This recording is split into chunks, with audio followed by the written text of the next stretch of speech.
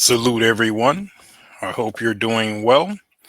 Yeah, I know this might seem impromptu to a lot of you since we normally broadcast on Saturday, 10 p.m. Central. And yeah, I know that a lot of you may still be in a festive mood as you are in the process of digesting all of that GMO turkey and dressing that you were consuming the other day. Um, and as you prepare yourself to go on your excursions to your local malls to pick up plastic trinkets made in the sweatshops of China. So, yeah. Yeah, I know my night riders are rolling a little different than that. So I'm just kind of playing around with that. But, um, you know, just trying to add some levity as we get into this work. Um, Yeah, I know this is something of a surprise, but got a little time here, and I've been made aware of of a challenge of sorts by one Miss Exoticals United. So I just thought I'd take a little bit of time here, as I'm in the middle of doing some things. But I said that I'm going to need to address a few things. We're not going to try to hold you too long, but this is going to be a very intricate little presentation that I'm going to do. But with regard to Exoticals United's challenge, as it were, she made a video that came across my desk, and she was talking about essentially um, pushing back at some of the talking points of those of her, those of us who are her detractors, right? And a couple of those points were made by yours truly. So, you know me, I always like if someone wants to kind of match wits or try to take any type of issue with things I've said. Now, she had a list of, I don't know, maybe 7 points. Um, a few of them I can recall stating myself. So she didn't name specifically where she got these talking points, but undoubtedly, at least a few of them came from over here. And as I said, shout out to Exoticals United. She's clearly a very avid watcher of our broadcast, and we appreciate that. I don't watch all of her videos unless something pops up in the feed or if I get sent something that I think is relevant. In this case, she was addressing, as I said, some of her detractors and some of our talking points, and I can commend her for that. And you know, as per usual, we're going to put in this heavy work and show her what we do around here. Because in case she didn't know, this is the home of the dissections, and we popularized that term and among other terms. And she's going to learn today, or whenever she sees this, because undoubtedly she will see it, that she picked the right one. And I'm going to, with expert and laser like precision, dissect all of the points that she decided to challenge with regard to some of the things that I've said. Now, we're going to get right into it. And I do have a video queued up of some things that she said. And we're going to get this settled. And because the challenge was that she would essentially stop talking about these things if someone could prove her wrong with data.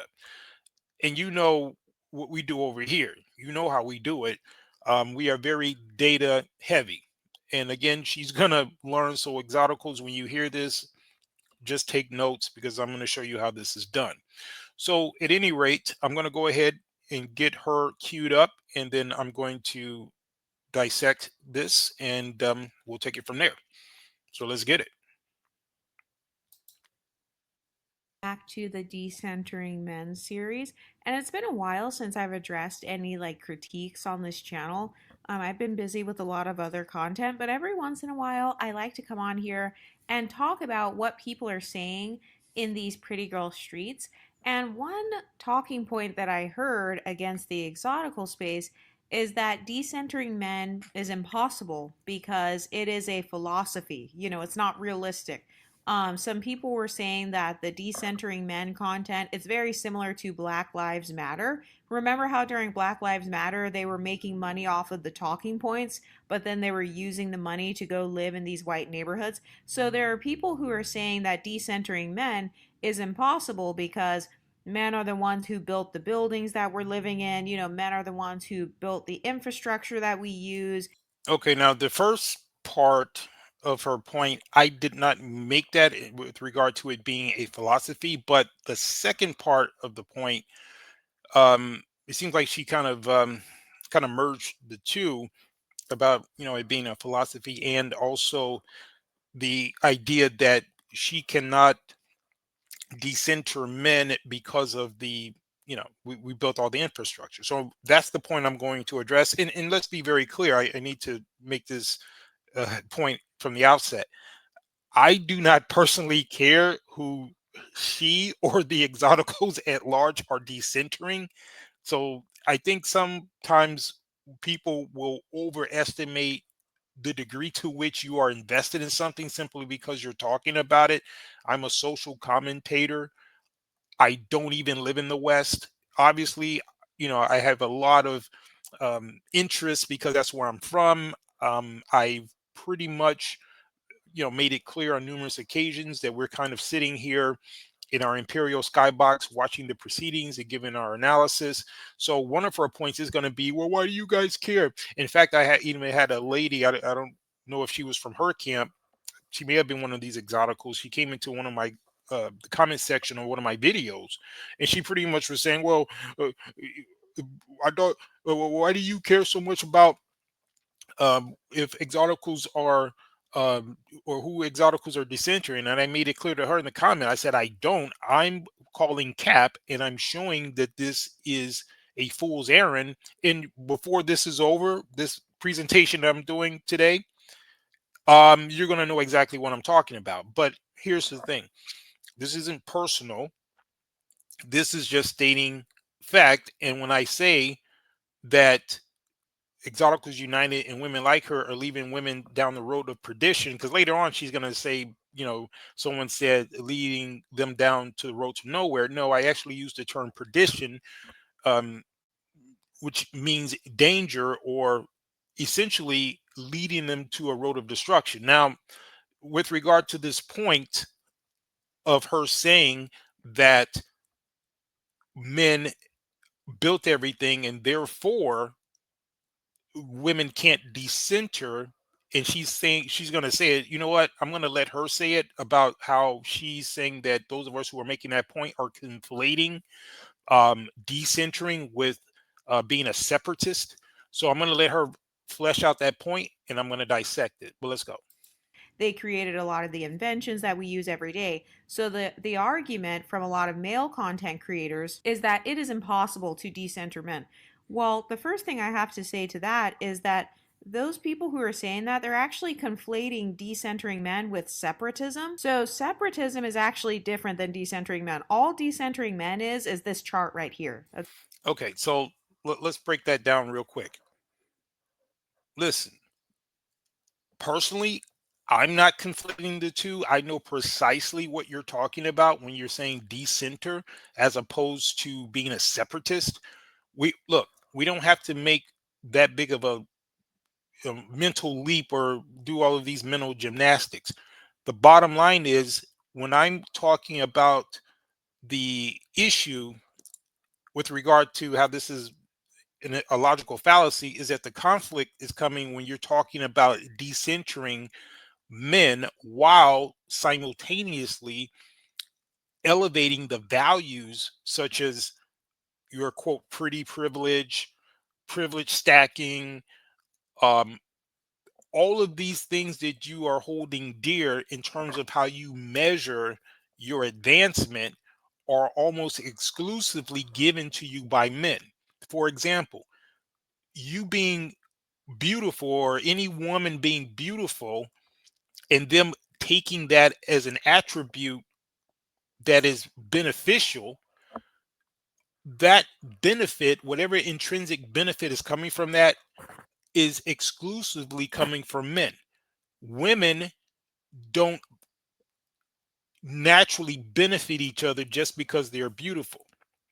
If anything, they will become competitors, and they'll either use treacherous means to try to tear down each other or give each other backhanded compliments. I mean, you guys talk about this all the time, how you guys, treat each other when it comes to, if it's a pretty girl that comes into the room, how the other women are murmuring against her and so forth. So this whole notion that the very essential things that you are valuing in terms of these quote privileges are coming from the men, and then while you're talking about decentering them, that is ridiculous. It's just like if you had a teenager who was living in their parents' house, the parents were paying all of the bills, the parents are the ones that are keeping the lights on, and this teenager is going to say, while simultaneously living in their parents' house, getting every benefit of life from the proximity that they have to their parents, that they're going to decenter their parents while they're in their house.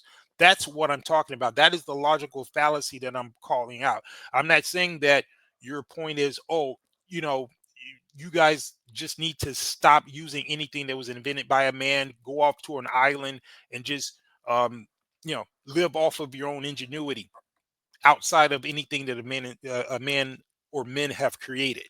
That's nonsense. Let's keep it where it needs to be. Follow the bouncing ball. We're talking about the conflict between you claiming that you somehow are quote decentering men while elevating the perceived values that come exclusively from men. That is the point. So if you're going to address that point, EU, address it on that basis without making the specious argument, trying to push it to the extreme. That's what we call a straw man argument. Because what I notice about a lot of the way you ladies formulate your arguments is that they are chock full of logical fallacies, and that is a straw man, because no one's even suggesting that what you are saying is that you are trying to create this separatist movement where you're just trying to get away from any type of invention of men. I mean, if that were the case, you couldn't even make a video because computers and everything that you're using has been made by men. So we're not talking about that. We're talking about the inherent conflict between you claiming that you are decentering men while simultaneously elevating those quote benefits and privileges that you are getting exclusively from men. So that's the point, and that's what you need to address. Now, with regard to this chart, I mean, this right here, I wouldn't be surprised if she made this, because this is a pictorial um, rendition of what I'm saying. If you were to verbalize this chart, no one's making this case. You see where she has over here your current life, and she has a big circle of a man and nothing else. No one's suggesting that women make a man or men the center to the exclusion of everything else, because that's essentially what this is saying. You all she has right here is men. No one's going to agree to anybody. Whether I mean, you could flip it. You could have a man with a woman or women in the center, and no man within in his right mind is going to suggest that anyone does that. So for her to even frame it like this shows the level of you know disingenuousness that this whole thing is based upon, because this whole structure that she's set up here is an extreme that no one is suggesting.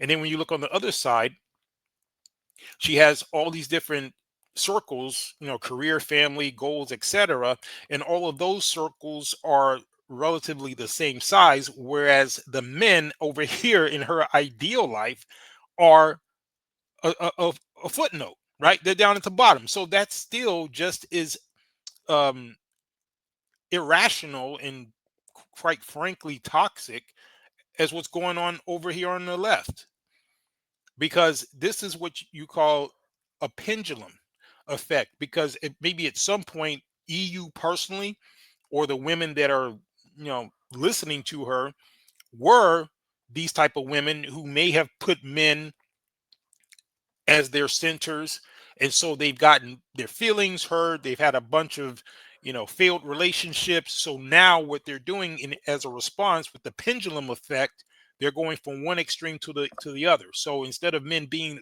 their end all be all, which was wrong in the beginning, because that's, idolatrous, if nothing else, to put, either a man or a group of men as your center, with, to the exclusion of everything else.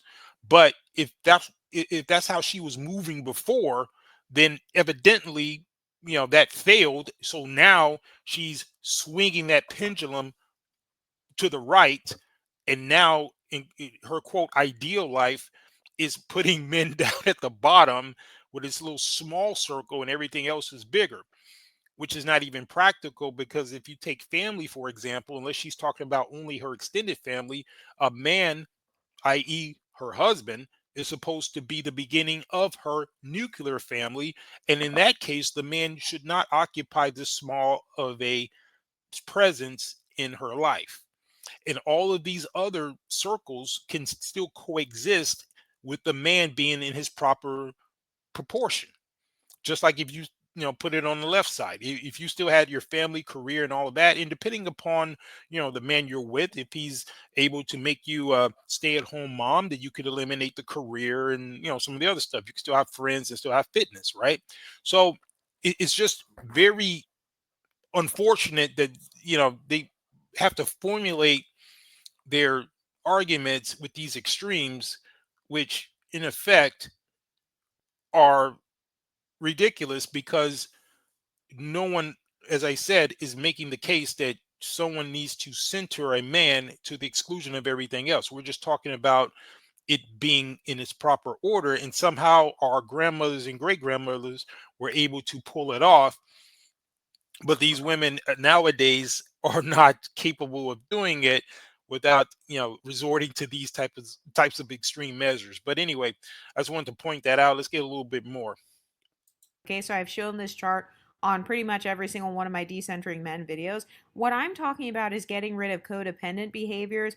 I'm talking about not centering your happiness around men, not centering your identity around men. That's different than female separatism, which is Right. Again, no one's going to disagree with that. You should not center your happiness on anyone. Even if you're married, and what's with all of this happiness stuff, right? I mean, yeah, sometimes you're happy, sometimes you're serious, sometimes, it just goes through life. Everything is not a happy situation. That's not even realistic. So what's so ridiculous is that these women think that everything is centered around their happiness. So if you want to talk about something that's centered, they all seem to be centered around being happy. I mean, to me, that's more destructive than if it was a man, right? Because it's impossible to be happy all the time. And that's the reason why that broad Tia Mowry, and we're going to show a couple clips of her a little bit later, is a train wreck, crying and slobbering all over the internet because she left her family, her husband and her children, or the unit that she had, to pursue her quote happiness. And she's been miserable ever since. But we gonna get into it. Oh yeah, so just sit tight. But let's get a little bit more of this. basically where you're trying to say that, women should just live in all women's communes and that you shouldn't utilize any inventions created by men or that men are essentially worthless to society. That's actually not the argument that we're making over here on this channel. So, do you see how a lot of men conflate you not dating them or you being celibate with suddenly they're worthless? Isn't that interesting?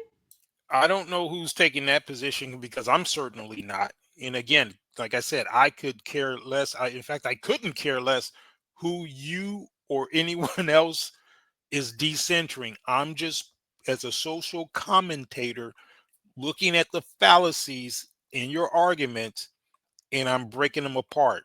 And that's what I'm going to do tonight, because what I'm going to bring out is irrefutable. Just sit tight. You ask for some data and some information, you're going to get it.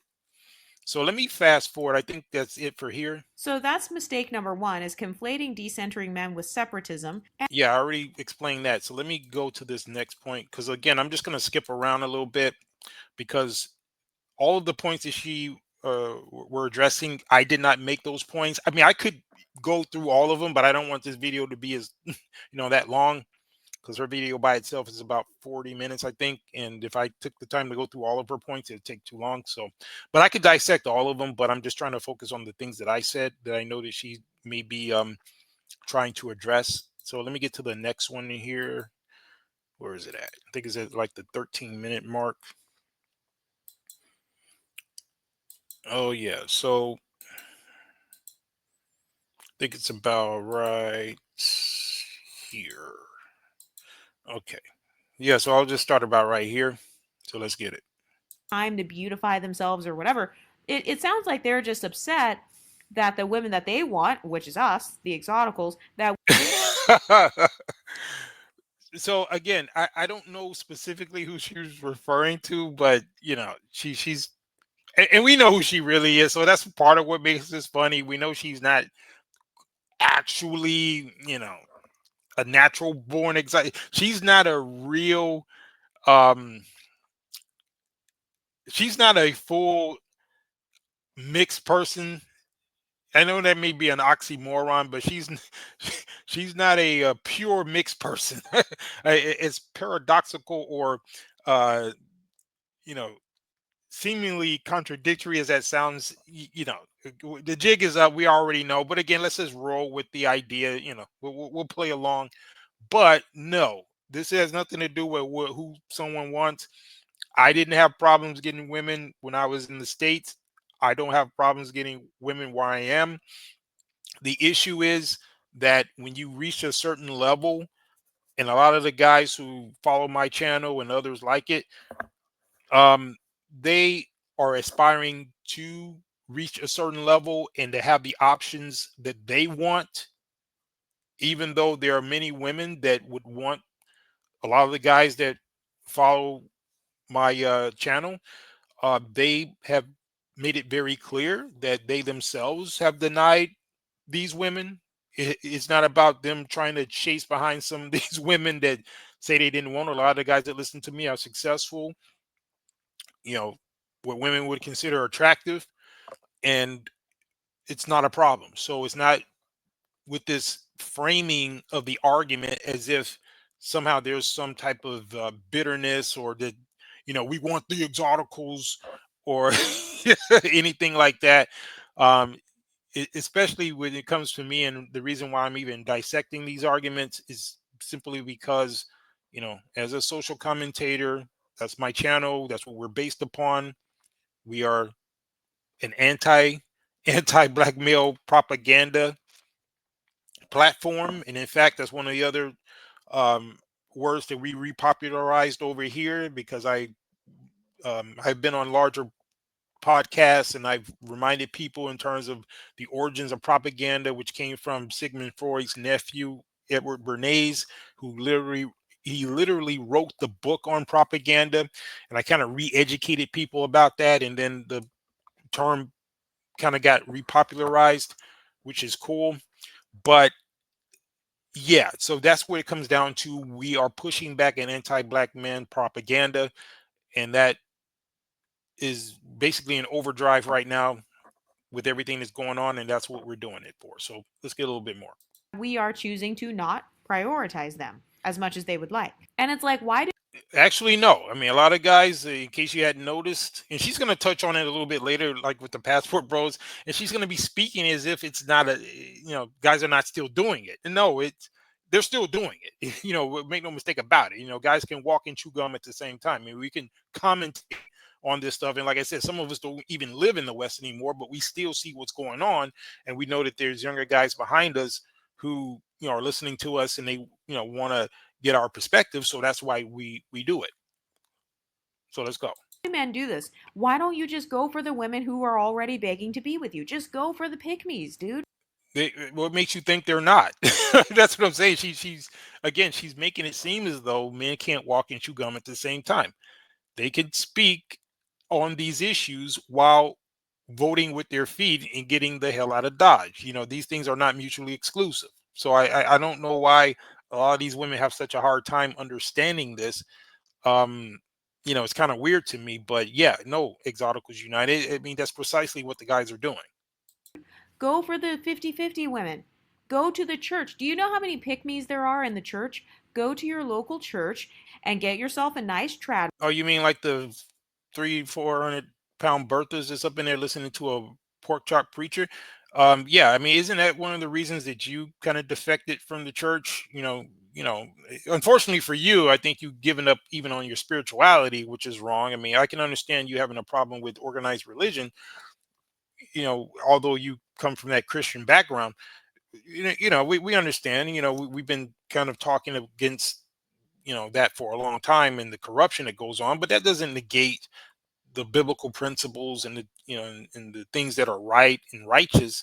So unfortunately, a lot of people get jaded and they want to throw the baby out with the bathwater, and I think that that's unfortunate, and especially for a woman like you who've had such an extensive amount of upbringing in the church, and I would have imagined I would have imagined that you would have maintained at least some of your spirituality and some of your values, understanding that beauty is vain, and that you know it's the core of who you are, and all of these things that you are propagating now are kind of running counter and are antithetical to the things that you may have learned during your spiritual journey. So it's really quite sad, but that's a whole nother video, but let's get it. Wife and call it a day. Also, what happened to the passport bro movement? I thought that you guys didn't like modern American women. Yeah, there she is. So yeah, I mean, this is what I just said. What do you mean? What happened to it? It's still going on all cylinders. In fact, it's probably even more hot right now.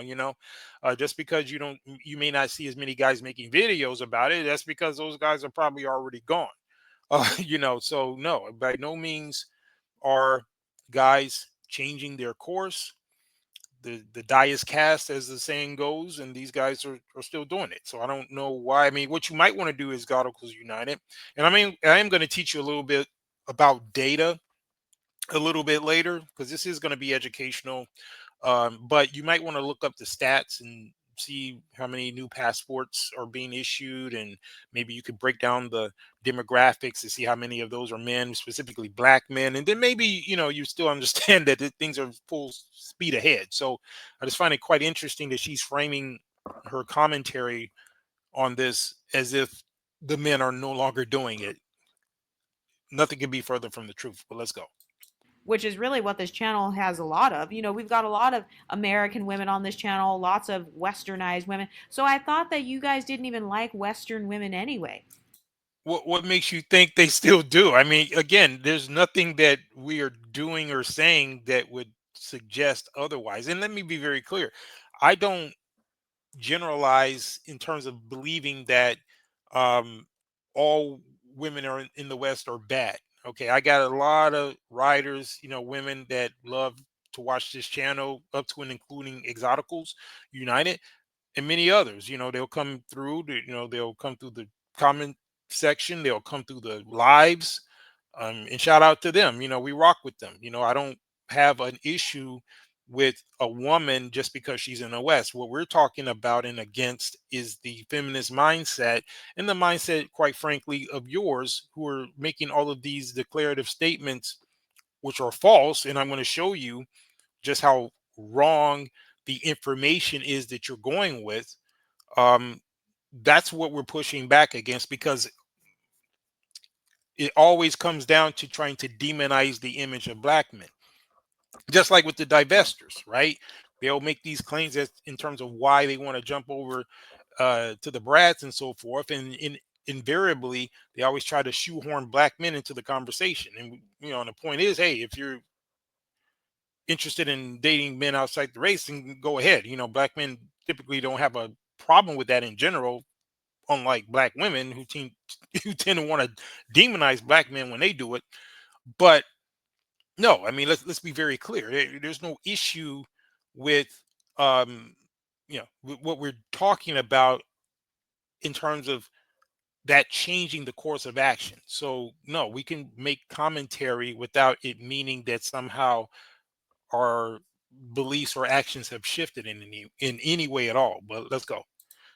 for all these, I don't know if these are red pill guys saying these talking points about exoticals. I don't know what sector they're from, but it's like, I think she might be talking about the Night Riders. So if you're talking about us, once again, we're not Red Pill, we're not Manosphere. Although we are adjacent to those guys, we kind of rock with some of them.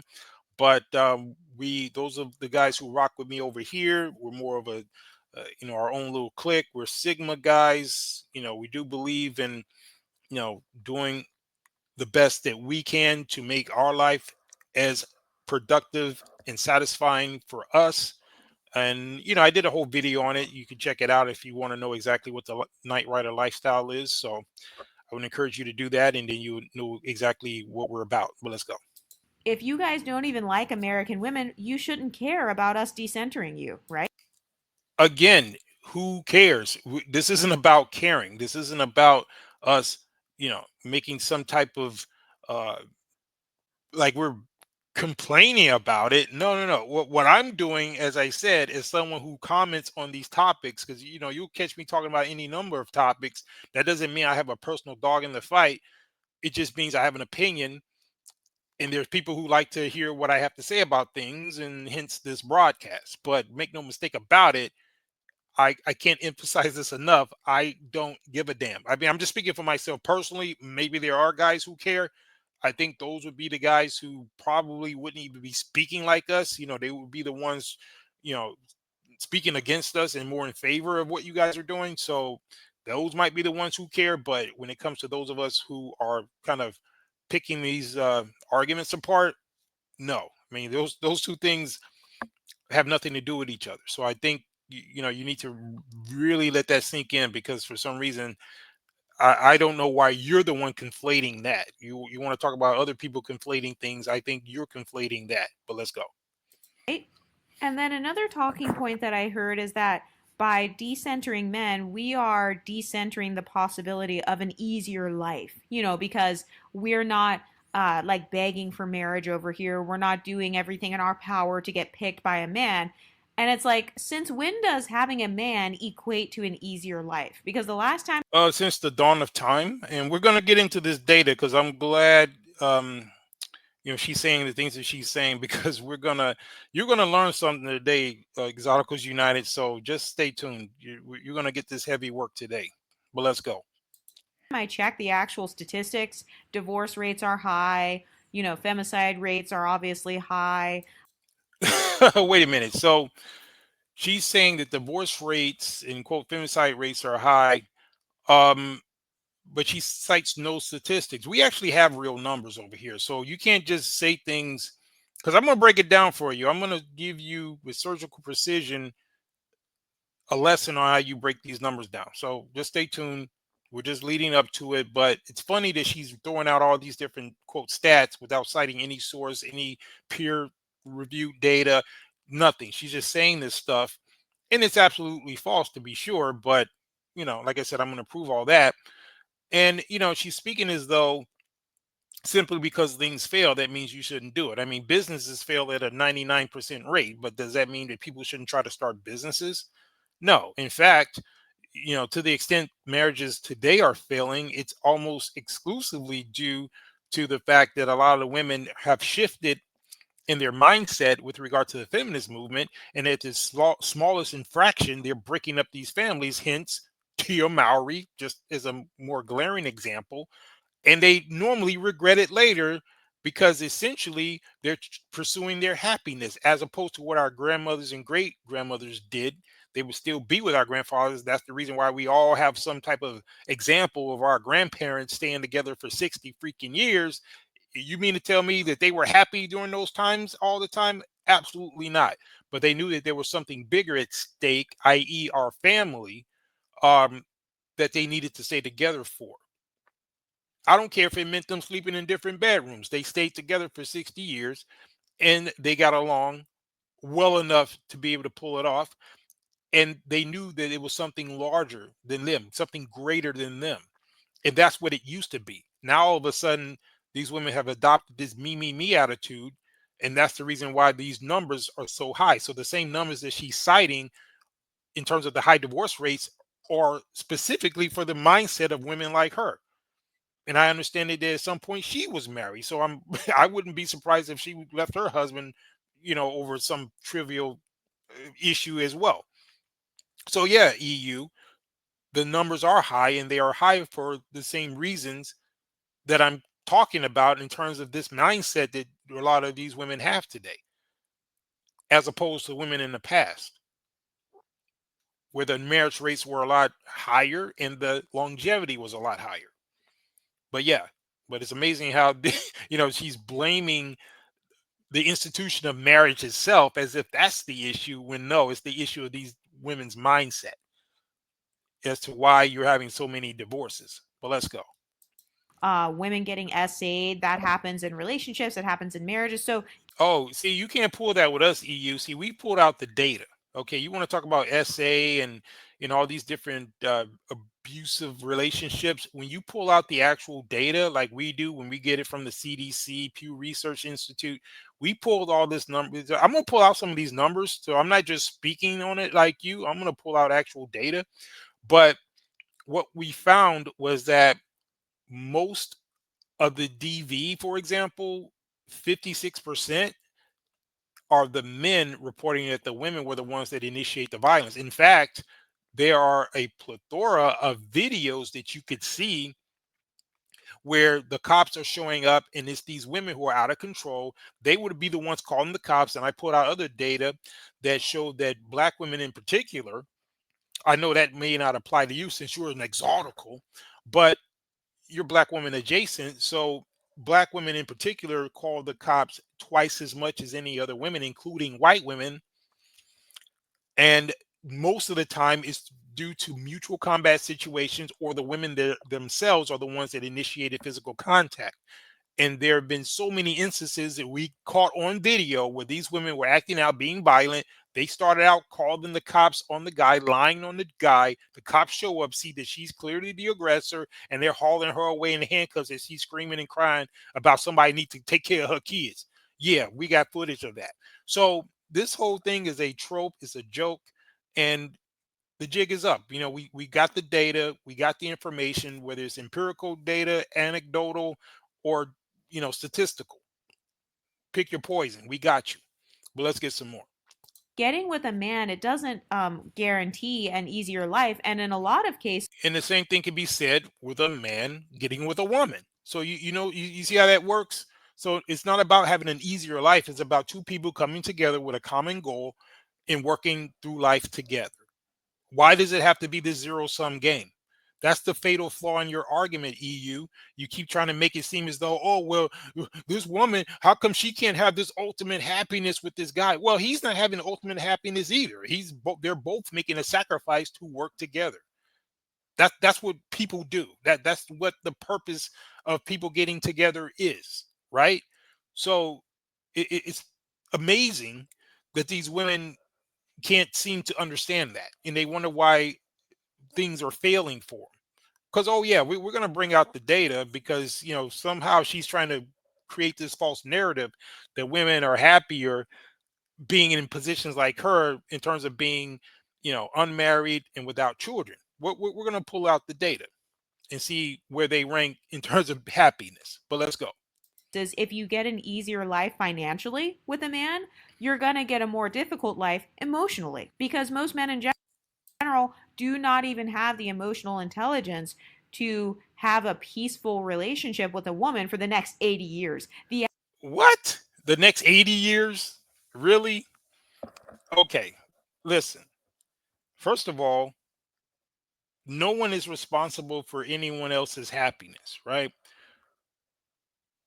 In fact, the men are the ones who normally, even in these long-term relationships, they are the ones that will take the brunt of the stress because they're typically the primary breadwinners, typically are working a more stressful or strenuous job, and you'll often have a situation where the men pass on before the women, and then it's the men's inheritance, or his, whether it was his will or whether it was some other type of estate, whether it's his insurance policy. The women get to benefit, and the children, of course, if there are any.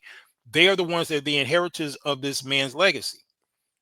So that is the benefit, or one of the benefits to women that could make for a happier life, or a more peaceful life, as it were. But it's just amazing that all of this is discredited, and it's, she's acting as though we don't have millennia of evidence to show that throughout all antiquity, that's that was the structure. You had variations where you may have had polygamy and all of this different stuff, but typically the core dynamic between men and women has been within the framework of a husband and wife. If you want to take it back to the biblical narrative, Adam and Eve, right? They were made to be husband and wife. This is the fundamental dynamic between a man and a woman. But then she comes along, and all of a sudden she wants to challenge this ancient, traditional, conventional wisdom, and somehow she has the best answer, I guess, right? But we're going to prove that that's all fraudulent. But let's go. The average man walking down the street is not even mentally healthy. So equating Oh, and you're the arbiter of mental health. You're the epitome of mental health. Or you the one that gets to speak on that, and as if these women are walking around a picture of mental health. Are you serious? That's just amazing that she would even say that. But let's go. a relationship to automatically having an easier life, that's a false equivalency. That's not actually true, because if it were true, then divorce rates wouldn't be so high. Boyfriends and girlfriends breaking up, that wouldn't exist, right? Because you'd automatically have an easier life by just No, it still would exist, because you still have women who will walk away from a situation, even though technically it is easier, because the man might be making more money than her, or certainly them together are able to cover the bills better, or whatever the case is. And yeah, I mean, let's not act like there have not been situations where women have left a perfectly good situation for whatever reason, because they were in their feelings, or because there was some other dude, or whatever the reason, that they have left a perfectly good, easy, relaxed situation to pursue some other selfish goal, right?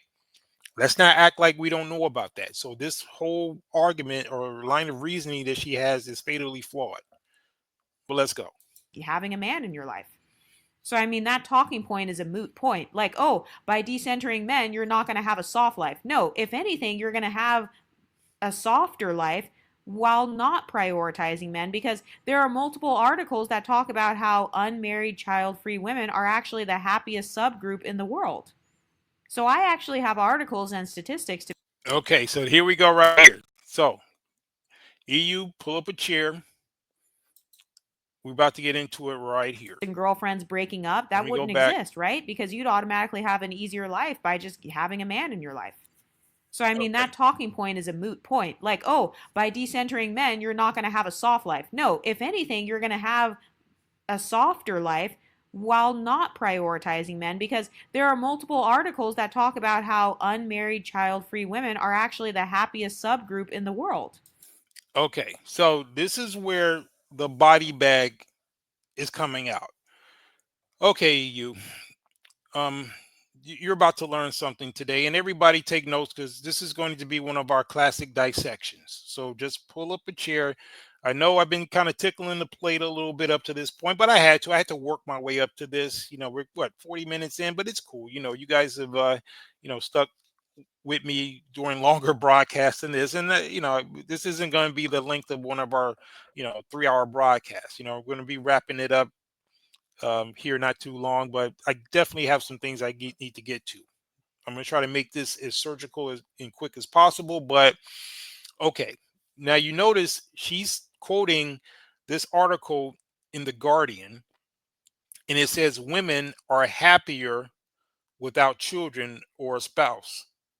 Now, she didn't go into this article. She just kind of showed the headline there, and to the naked eye, and to a lot of these gullible women that follow her, herself included, she'll look at an article like that and she'll think that that unequivocally proves her point.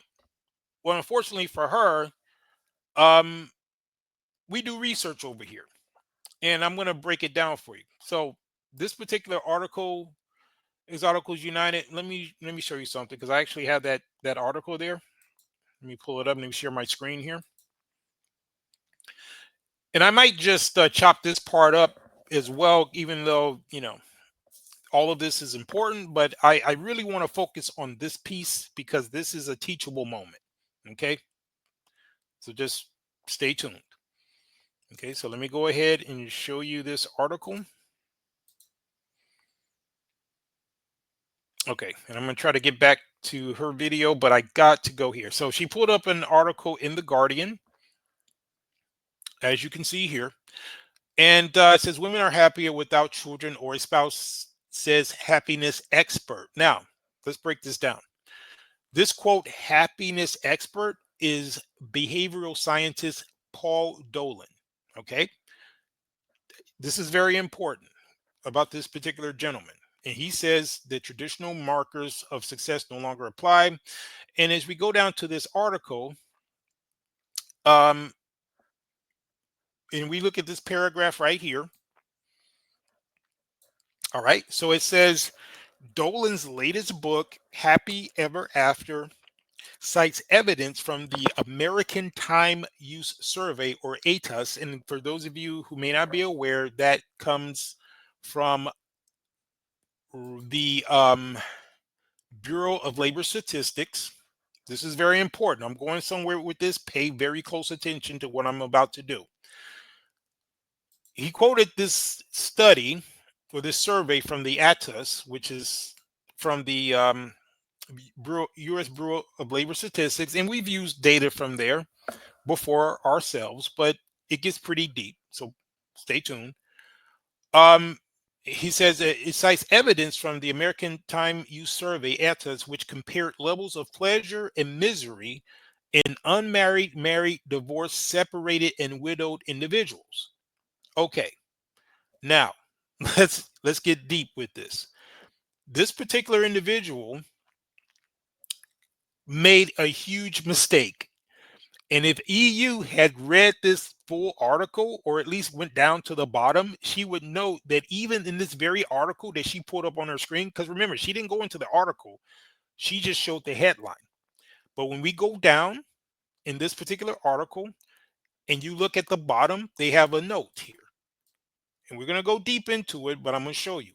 This note says this article was amended on May 30th, 2019, to remove remarks by Paul Dolan. Who is Paul Dolan? Oh yeah, that's this guy, the guy who made this claim right here that says that women are happier without children. A spouse, or a spouse, says happiness expert. They said it had to be removed by remarks by Paul Dolan that contained a misunderstanding of an aspect of the American Time Use data survey data. So remember, that data came from the U.S. Bureau of Labor Statistics. Keep following me, right? Okay, now what exactly was the error that he made? Well, it was pretty substantial because the error that he made undermined his entire point. That's the reason why they had to remove it. It had to be redacted as stated in this footnote down here. But we're going to show you the mistake. In this particular article, and this comes from Vox, another popular publication, they say a new book, which is the same book that was cited from this Paul Doman dude, says a new book says married women are miserable. Don't believe it. Many books aren't fact checked, and we're increasingly realizing they're full of errors. So this guy made a book because he claimed that these married women were so miserable, or that single women were more happy, but he misread the data. So EU, you're quoting a guy. You know, you didn't even quote a guy. You just showed a headline of a guy who got the data wrong. So let's go into this. Okay, it says last week a shocking claim about happiness made the rounds in the press from the Guardian, which is the same article she got on her screen that I showed, and we'll go back to it. It says it was a shocking claim about happiness made the rounds in the press from the Guardian to Cosmopolitan to LA and Fox, or to Fox. So, you know, a lot of these women publications, right, that lapped it all up. It said the claim, women should be wary of marriage because while married women say they're happy, they're lying. According to behavioral scientist Paul Dolan, promoting his recently released book, Happy Ever After, they'll be much happier if they steer clear of marriage and children entirely. So this was his whole premise. That sounds pretty familiar because isn't that the whole basis of your channel and channels like yours? Well, let's go deeper. He said, quote, married people are happier than other population subgroups, but only when their spouse is in the room when they're asked how happy they are. So this is his claim. He says, when the spouse is not present, effing miserable, Dolan said, citing the American Time Use Survey. Remember, we've already showed where that came from, a national survey available from the Bureau of Labor Statistics. I already showed you that, and used for academic research on how Americans live their lives. The problem, that finding is the result of a grievous misunderstanding on Dolan's part of how the American Time Use Survey works. So this guy quoted this data out of context. He got the information wrong. It's telling him that he made a grievous misunderstanding. The people conducting the survey didn't ask married people how happy they were, shoo their spouses out of the room, and then ask again. Dolan had misinterpreted one of the categories in the survey, spouse absent, which refers to married people whose partner is no longer living in their household, as meaning the spouse stepped out of the room. Oops. The error was caught by Gray Kimbrough, and shout out to him because he, did his due diligence and pointed out the fact that this guy was wrong. And so, and on another point, EU is going to claim that why why are men considered the protectors? Well, because you have situations like this, just like I'm actually protecting you and women like you from your own ignorance because you didn't do this work. I'm doing this heavy work or the heavy lifting just like men do in the real world. And we got a little bit of information on that too, so stay tuned. But yeah, you do need men to be there to check other men because you have good men and you have bad men. You have competent men and incompetent men. But unfortunately, a lot of women, because a man might be saying something that they want to hear, they'll run up behind him. And meanwhile, the competent men like me have to go in and try to straighten things out. But shout out to this dude, Gray Kimbrough, who is an economist at American University's School of Public Affairs, who uses the survey data and realized that Dolan must have gotten it wrong. And that's precisely what I said when I first saw that article. I said, well, wait a minute. I know the data myself. By all metrics, married women with children are the happiest. And I know that's flipping your world upside down, EU, but that's what the actual data says. So, in case you didn't realize it, you've just been body bagged. Your whole premise is wrong based on inaccurate data, but we're not done yet.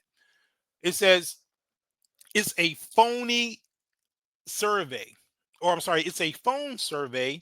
The survey didn't even ask if a respondent spouse was in the room.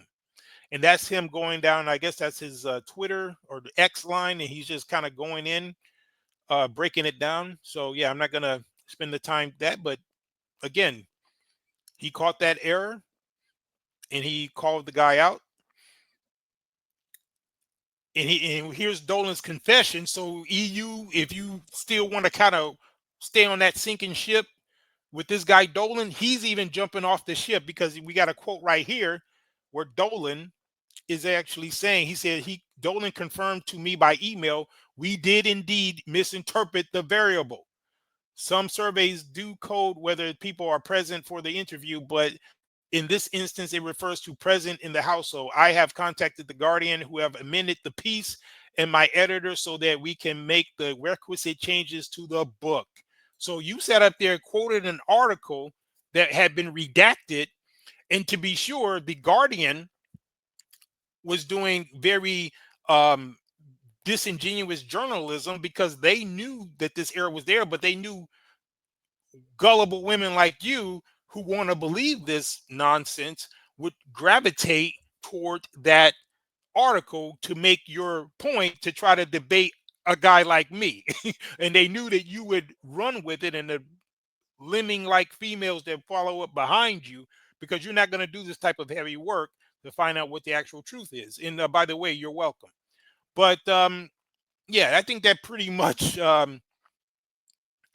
solves the issue. But we're going to go a tad bit deeper, because not only am I going to show you that you were wrong in terms of the data set that you were using, but I'm going to show you how to actually use the data. So you can consider this educational. And here's another example of them pushing back against this false data that this guy Paul Nolan put out, in that article that you cited. This comes from the Institute of Family Studies, and it says, "Does marriage really make us healthier and happier?" And then when you go down, the highlights of this particular article is in response to the erroneous data that was put out. And it says, contrary to the assertion made in the Guardian, that little article that you put out, they're they're responding to it. Contrary to the assertion made in the Guardian, marriage appears to make women happier than men. Wow, I know that your head wants to explode right now, but listen, EU, as I said, you're dealing with the real one over here. This is light work. When you come over here, you got to have your ducks in a row. You can't just flash an article and you didn't even read the article. You see, now I know there's no way out of this. You're dead wrong.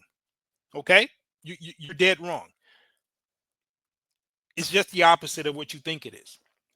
And the other point is, we have something to learn from the benefits that marriage bestows on men and women. So essentially, this article is citing data that comes from another source that I'm going to give you, because I'm going to break it down for you and let you know how this is supposed to go. This is still in the Institute of Family Studies, and the actual data that you want to use, EU and all you other exoticals or unambiguous women who are getting your education right now. Um, Let me explain to you how you do this. The preeminent data that you want to gather, since you call yourself a sociology channel, then you should be familiar with the GSS, right? And what's the GSS? Let me pull it up for you over here.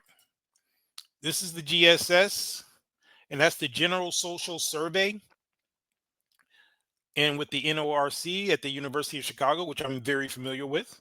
But over here, this is the quintessential source for these type of sociology or social statistics.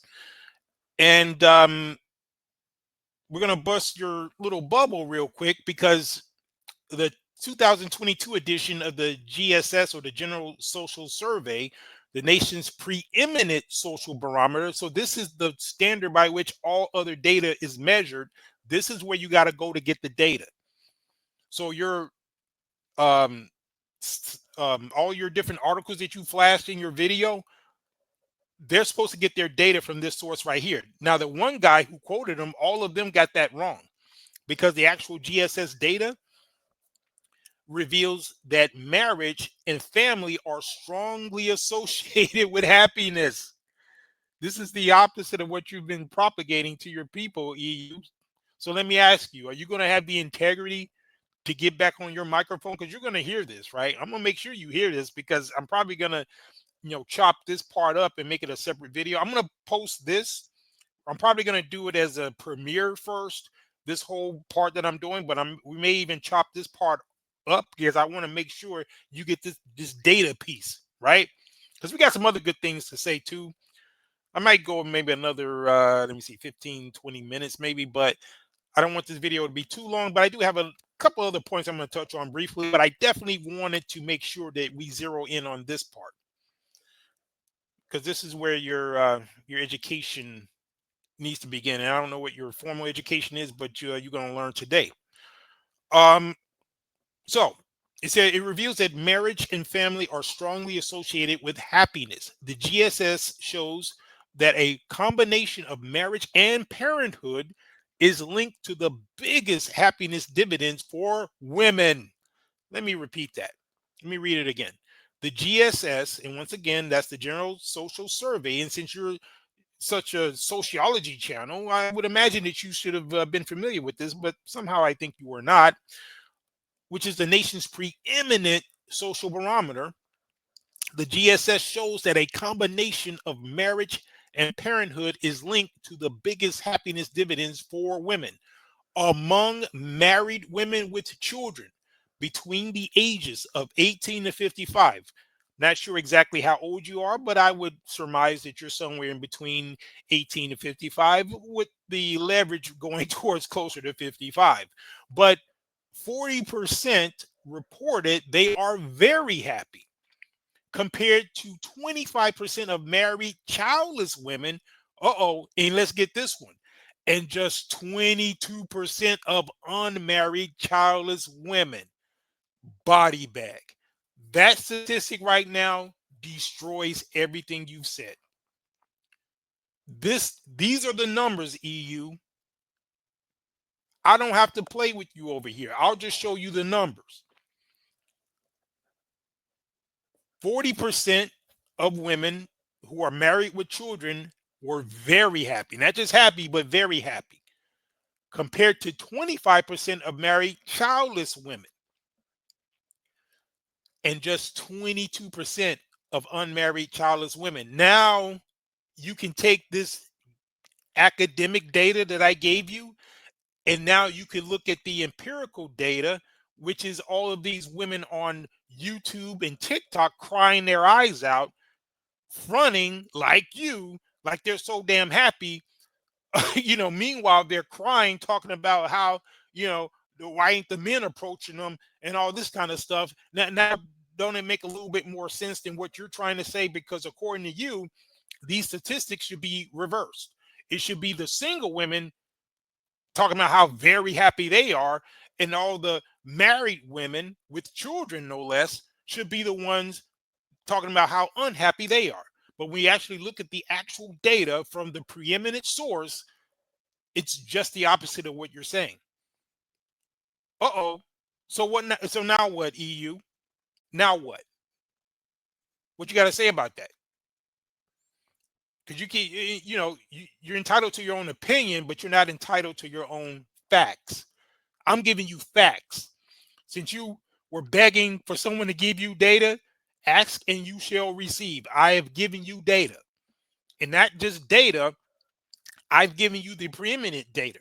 And not only did I do that, I, with surgical precision, showed that the data, not just the article that you got was false, but I went into the actual individual who supplied the data, showed that he got it wrong, showed the guy who got it wrong, and showed that the guy conceded that he got it wrong.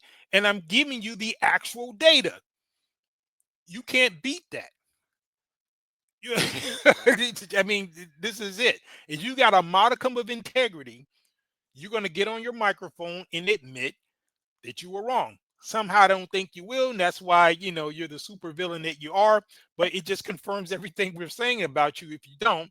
But I might gain a little bit respect for you if you acknowledge the error of your ways.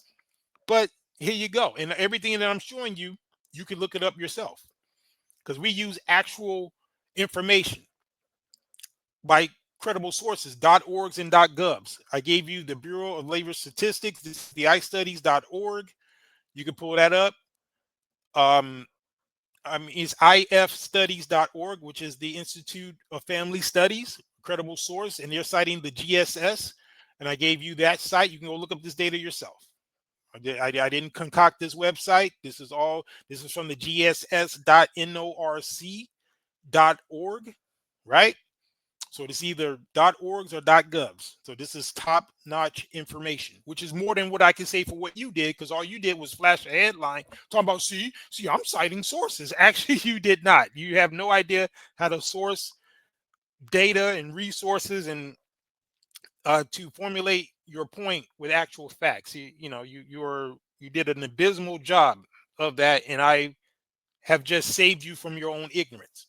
So who said men don't save, right? So I could go deeper with this, but oh, yeah, here you go. Here's a nice little chart for you. Oh, that's the one for men's happiness, which kind of corresponds with that as well. But yeah, women's happiness by marital status and children ages 18 to 55, and it just kind of corresponds it right here. The ones with no children, only the least happy, right? And then the highest are the women who are married and with children. So there you go, AU. Ball's in your court now. I mean, other than conceding, you could use whatever mental gymnastics and foolery that you want. It's only going to dig you deeper into the quagmire. And like I said, I don't have a dog in the fight. I don't care what you do with your life or the women that follow you. I just look, just like the prophets of old, you had to warn people when you saw them heading off a cliff. I did my job. This is irrefutable, undeniable. Ain't nothing you could do about it. But, we'll see. Uh yeah, so yeah, I had to but my guys, they tune in. They know how we do over here. So, they knew at some point you were gonna try to, you know, push back at something I said, and people understand that the comebacks and the dissections over here are legendary, but maybe you've learned something from that. If not, then proceed on your way to oblivion. But anyway, let me see what else I'm gonna do here. Oh, you know what I'm gonna do? Because let's see. I got more for that, but I think at this point that's overkill because I don't think you could even respond to that adequately. But what I am going to do is get back to, let's see, this part. Articles and statistics to back up what I'm talking about. So compared to what I just did, her flashing those articles, guys, do you think she has statistics? Because if she took the time to actually go through those articles, I'm sure they're all sourced from the same corrupted data that I just revealed was false, and even showed you that the guy who put out that false information had to concede that it was false. So all these little articles, I know all the articles that she's supplying. In fact, I even saw the data that pulled out certain, there was certain sample sizes that were like maybe 3,500 people, very small, and it wasn't just a women, it was just a group of people. They were asking them, and some of these articles quote that, or there was this article from 10,000 70-year-old women in Australia, and they were saying how happy they were, and somebody took that to mean, see, these single women are happy, 70-year-old women. So you got to know where the source of this data comes from. But all she cares about is that there's a headline saying what she wants it to say, then all of a sudden she gets to come out here, propagating this nonsense. But anyway, I'm gonna get a couple more things she said, and we're gonna wrap up. We're on a little out over an hour here. But let me see what else she got. Okay, there was a point at you know what? I'm gonna let her rock out until about the 21-minute mark. There's a few other little points I want to dissect. But let's go. And the exotical space is like, if you decenter men, then you're no longer going to be protected. And it's like women have so many different protection mechanisms that they can use other than a romantic relationship with a man. And guess what, EU? All of those sources are made or maintained by a man. So you can't get around it. So look, the only difference is either you choose to get with a man, be under his protection as your husband, or you're still going to have to rely on a man, no matter what. Because watch what she says next. Because like I said, romantic, that's not the only way that you can interact with a man. Okay, so this decentering men talking point, it's about not prioritizing these long-term, lifelong monogamous 50-50 marriages with men. And remember, people, you heard what she just said there, right? So she's basically dismissing the very pathway according to the data. This ain't my opinion, right? My opinion is predicated on the data because I already knew the facts, but I just showed you hard evidence. EU, you get your ass on this internet and show me the same type of data with the same type of credible sources that I just showed you to validate what you just right here. Because you're saying as if it's just a road to unhappiness for a woman to be with a man, right? Okay, then you're if that's the case, then you should have some tangible data to flesh that out, right? Like I just did. But guess what? You can't do it because all the data is going to point to what I just said. But let's go. So there are so many other ways that a woman can interact with a man that has nothing to do with a marriage. Like if a woman truly wants to protect herself, she can get a weapon. She Which is made by a man, but let's go. can hire somebody as an employee to protect her. Yeah, and that would more than likely be a man. And what's so crazy is that if you're going to hire somebody to be your full-time protection, that's going to be pretty expensive. So I don't know, a lot of regular people who have a full-time bodyguard, but yeah, I mean it's not cheap to have a bodyguard. Those of us who have had, whether it be property and have had certain events that we may have done, and we've had to hire security and things like that. Yeah, it ain't really cheap. And you're talking about basically having a full-time bodyguard, and you're trying to tell me a husband is less of a burden than that? Are you kidding me? Yeah, if you choose right, yeah, you would be okay. You would be like those women in our survey or in our data, which are happy because they have their provider, their protector. They're happy, right? So they don't have to pay for no bodyguard, right? Man, this is ridiculous. But let's go. If necessary, she can lock her door. She can move to a better area or a Yeah, because no one can pick a lock. gated community. And also, Oh, she can move to a gated community. Last time I checked, that's where the burglars hit first. But let's go. this whole protection talking point, who are you protecting us from? Because most of the time, when a You're being protected from danger. man says he's protecting you, he's really protecting you from another man. And so what's the point of that? Yeah, because like I said earlier, there are good men and then there are bad men. And to balance it out, you're going to need a man to protect you from a bad man. If you have a man that's in your life that loves you, and cares for you, whether he's your husband or whether he's your older brother, he's your father, he's the one that's going to protect you because he has a vested interest because he loves you and you're, his relative or you're his wife.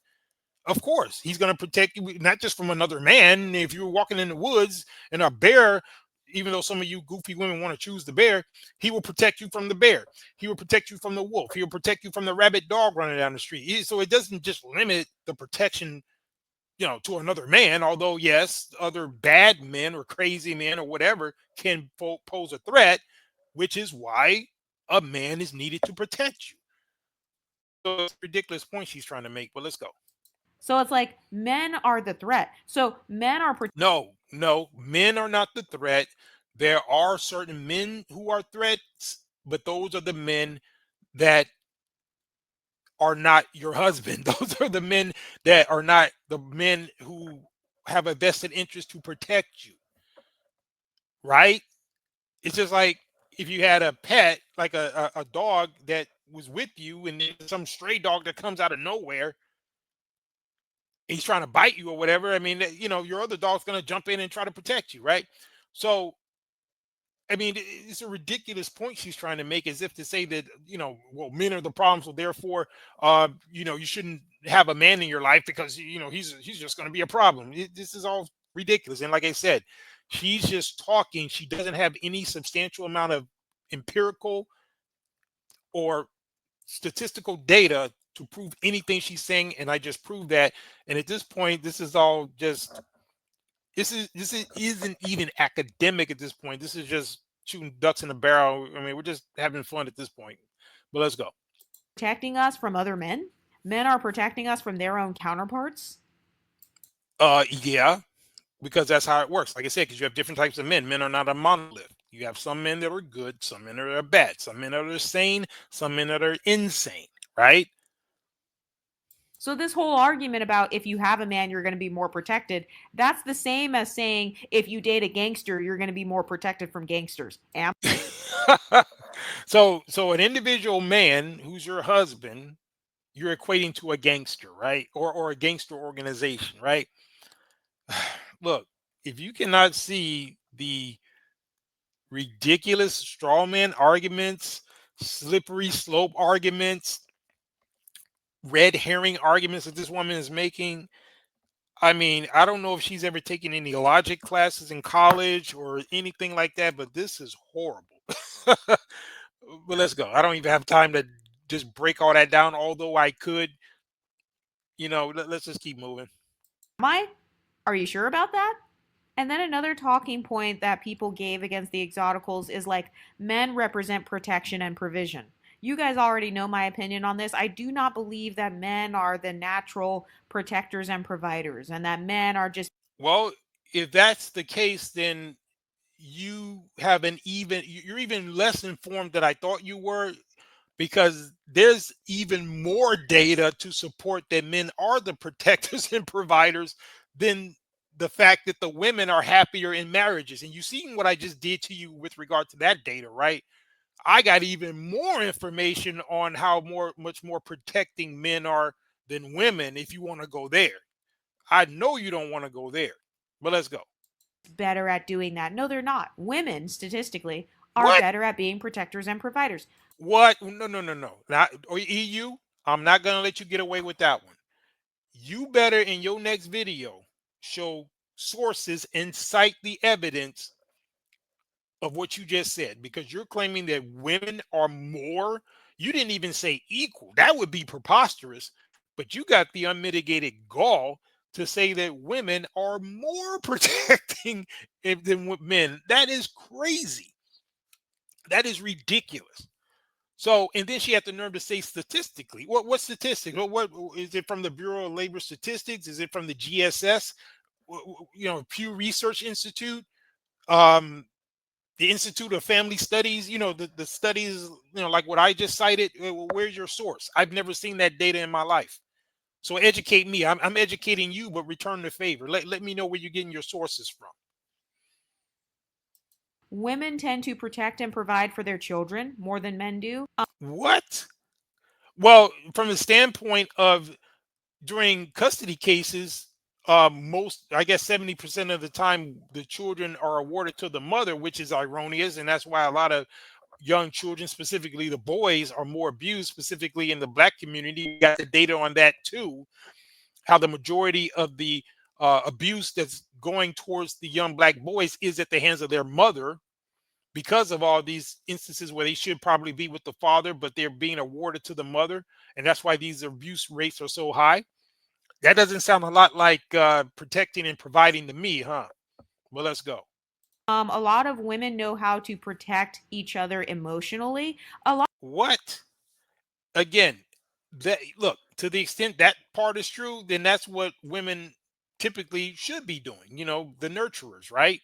So you don't get an extra biscuit for that. I mean, it's just like what they say: you don't reward a fish for swimming, right? I mean, if you're supposed to be more emotionally in tune, that's what you do. Just like a man is more geared towards protection, and she's conflating physical existential threats to someone's emotions and feelings. Listen, a man's not going to protect your feelings. In fact, we do the opposite. We hurt your feelings to get you to the truth, which I'm sure your feelings might be hurt now because you realize how wrong you are.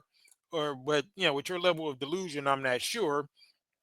But the fact of the matter is, you're dead wrong on this, and it's only a matter of time before a lot of your followers realize that once again you're leading them down the road of perdition.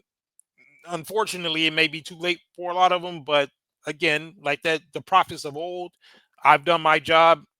We got a lot of women that like tuning in, and I'm sure they're going to get this information. So my job is done, but we're going to get a little bit more. Let's go. lot of men are not going to protect your emotions, ladies. And that's not our job. Our job is to tell you the truth. And she got a picture of this guy uh balling out this woman right here, but he might be telling her something that she needs to hear. Yeah, it looks like from a standpoint of these women, oh, he's abusing her. No, he's probably telling her the truth. She probably did something stupid or got some data wrong, like EU did, and I'm chastising you just like this picture. So let's go.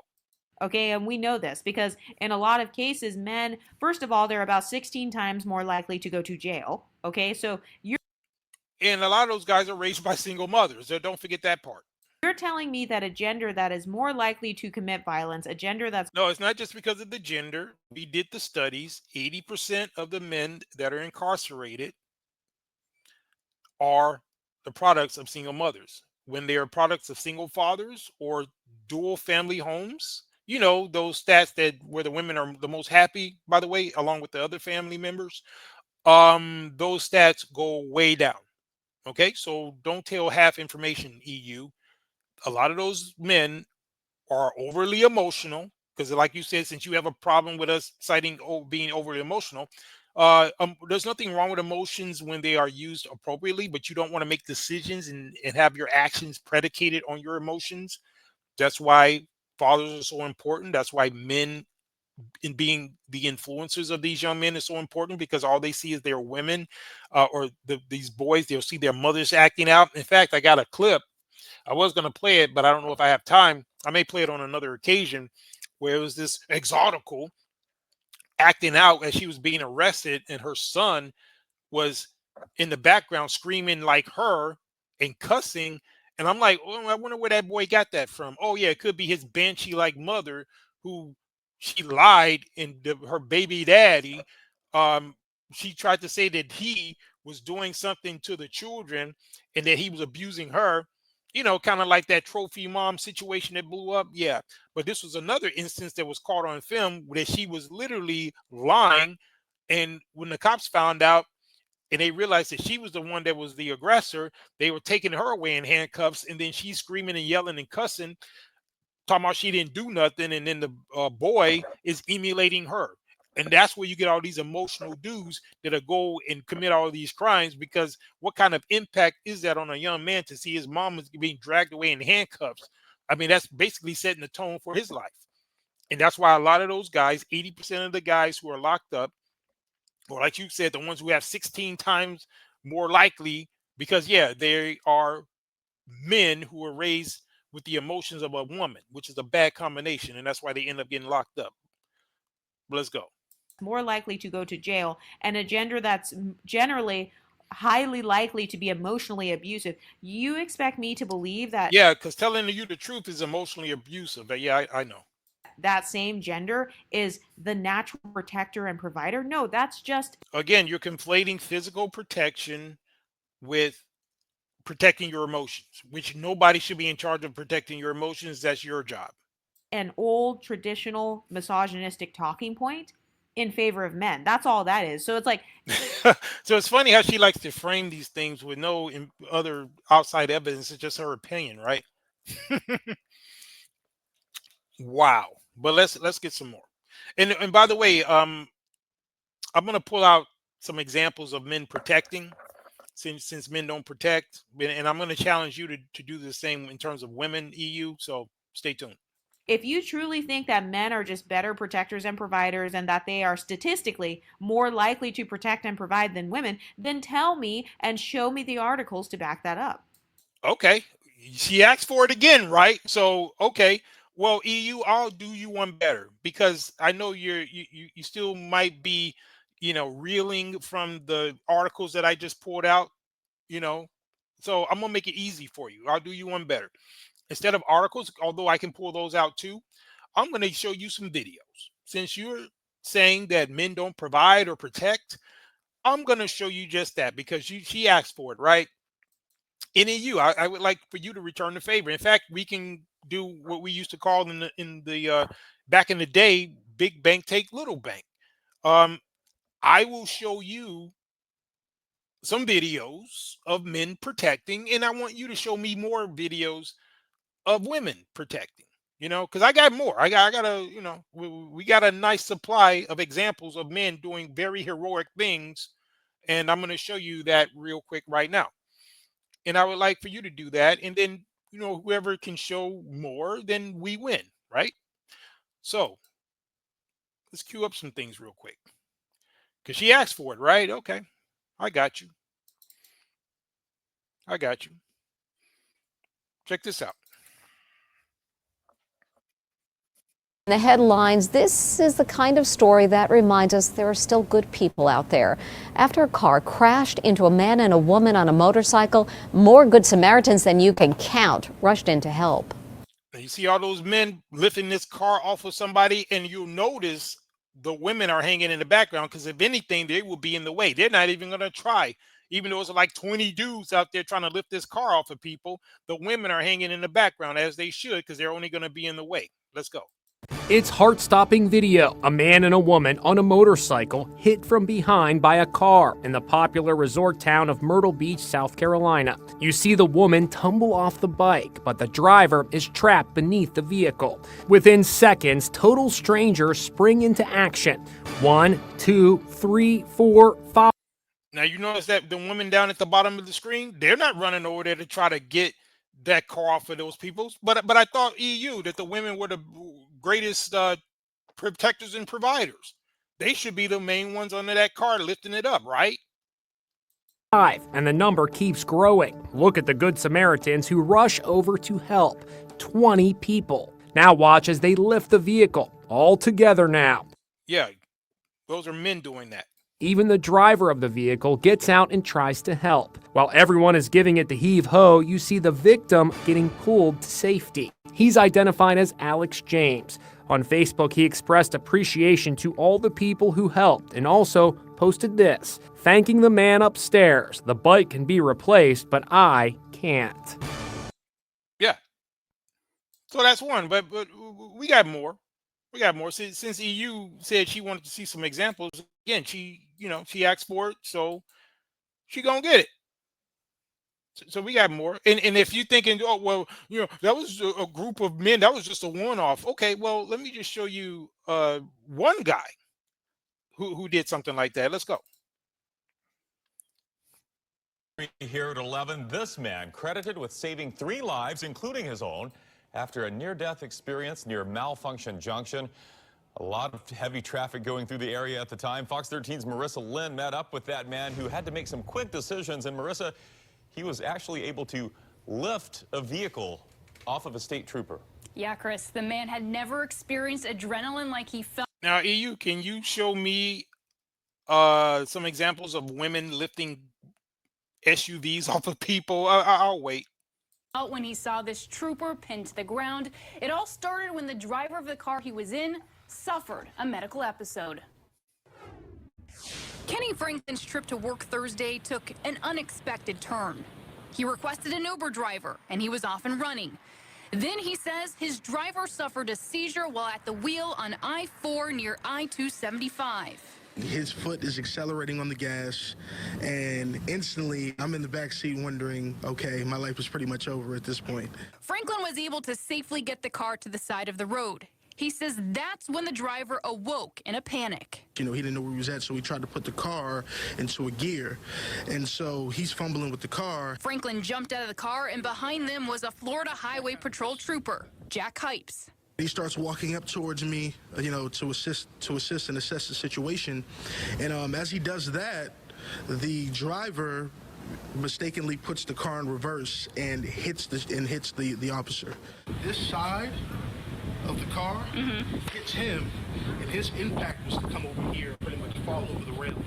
Hypes was pinned under the vehicle. Adrenaline is racing, your heart, is going a million miles an hour, and all you're thinking about at that time is this, this needs to end well. With so much adrenaline, Franklin was able to lift the vehicle off of Hypes. He suffered non-life-threatening injuries. All 3 men involved will be okay. FHP commended Franklin, and some would even consider him a hero tonight.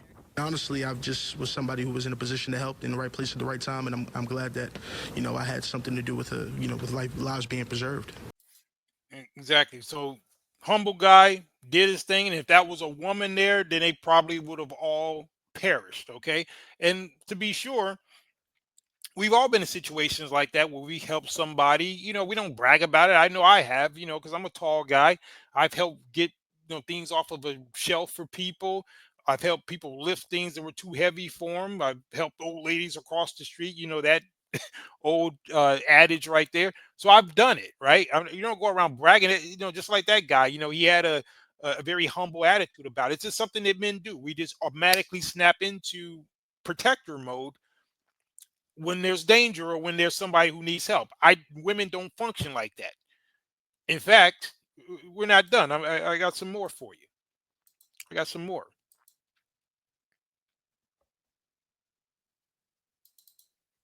Check this out. Stories, it's always best to start at the beginning. The crazy part about it is Ray Lucas and his girlfriend had just gone to the gas station right down the street. They were only gone about 15 minutes early Saturday morning. And when they get back, the house is on fire. You can see some evidence of that here, the smoke damage. And of course, now the fire marshal's investigating. The house was engulfed in smoke. I seen at the house, I seen my mom and my niece were standing at the door and they were frantic. They were frantic not just because the house was on fire, but Ray Lucas says he knew his twin 18-month-old girls, Milan and Malaysia, were still inside, asleep in the basement every second. Now, you notice what he said. His mom or girlfriend, whoever, they were frantic, but he wasn't just frantic. As the man, he went in there and got his girls about that burning house. How come the women didn't do it? And that's not the only example of this, EU. I can pull out reams of information where guys were in similar situations, their family, or even people who didn't even know. Men risking life and limb. That's what firefighters do. That's why most, if not all, of the firefighters are men, because they will selflessly go into danger. We will run into a burning building to get our women out of there. I don't care who it is. Most of us men, if we got one of our loved ones in that building, we going in there to get them. We don't care. It's like this man. This man came out with burns. Look at him. Burns on his face. He didn't care. He got his twin girls up out that building, and he did nothing different than a lot of us masculine alpha or sigma men would do. We were all going there and get our girls up out of that fire. Women don't operate like that. But yet and still, you want to claim that women are the biggest protectors and providers? Are you kidding me? Let's go. A matter of life and death. Like, I just knew I had to get my babies out. Like, that's what through my mind. Right. Exactly. So we won't even think about it. It's like, what, my girl's in there? No, we going up in there. I don't care if 3rd-degree burns, whatever. We getting them up out of there. He didn't wait for no fire department. He wasn't sitting on the sideline screaming like the women. He the man, so he had to go up in there. And he got his girls up out of there. Salute to that brother. He tells us he rushed into their East Point home where he, his girlfriend Cheyenne, his niece, and mom were all staying before it was burned so badly they can no longer live here. You really couldn't see your hand in front of your face.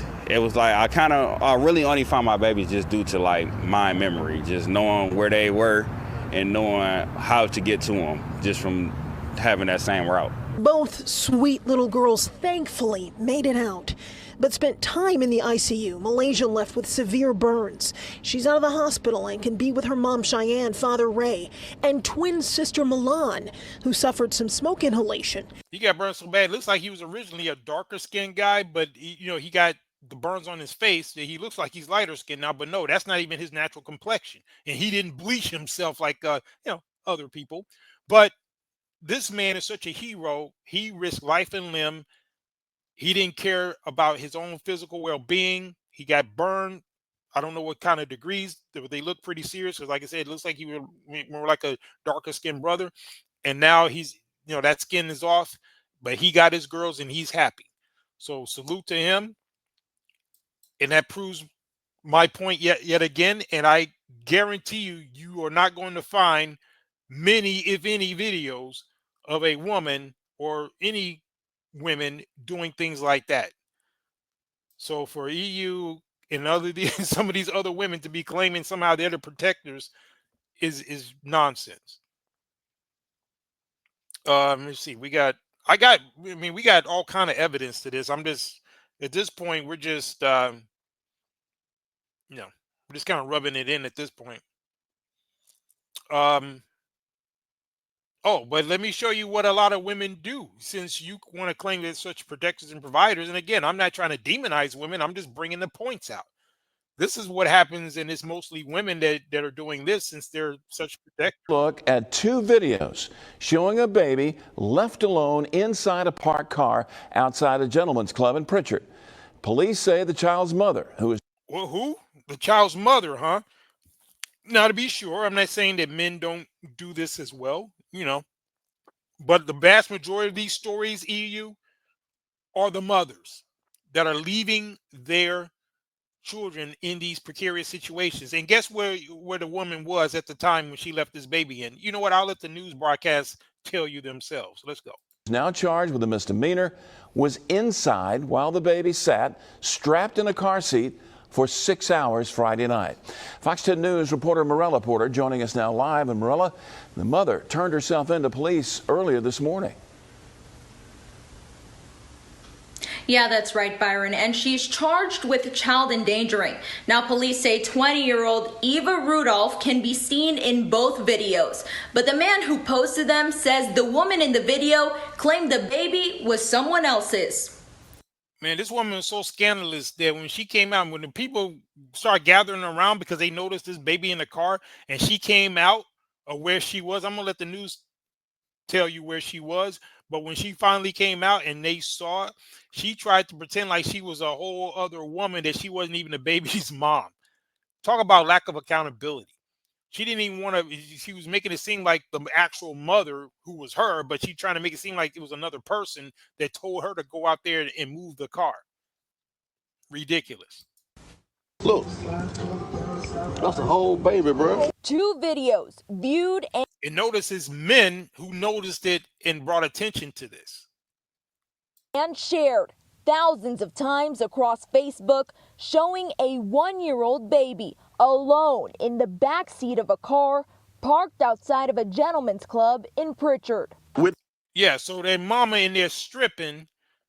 You heard what they said, right? A gentleman's club. So she in there doing that, twerking and whatnot, while her baby's out there in a car by themselves. But that's protecting and providing, right, EU? Okay. The one is why they in the strip club. Police say 20-year-old Oh, and she looks like an exotical. Eva Rudolph, who works at the club, left the child in the car for at least 6 hours while she That is ridiculous. Look at that. But yeah, that's one of your exoticals. I'm sure she probably listens to you, EU. was inside. She's charged with child endangering. No AC going, no windows cracked, or no air circulation. She didn't even have the decency to have the AC on or windows cracked. It's like she was trying to off that baby. Well, let's go. Inside the vehicle. This video, taken by a man who noticed the child inside, shows them pulling on the handles, but the car is locked. In the first video, the baby appears to be sleeping. You then hear a woman in the background saying the baby's mother gave her the keys to the car so that she could move it. Police say the woman seen turning the car on is Eva Rudolph. About 15 minutes. Ridiculous. So she's going to pretend to be a whole nother person just to try to get out of responsibility. And watch what she did next. If that wasn't bad enough, check this out. Minutes later, a second Facebook Live video shows the car now sitting in an alley. The baby still inside. So this woman didn't even fix the situation. She just moved the car to another location, still keeping her baby in there while she's in there twerking on a pole somewhere. Disgusting. But anyway, that's, enough of that.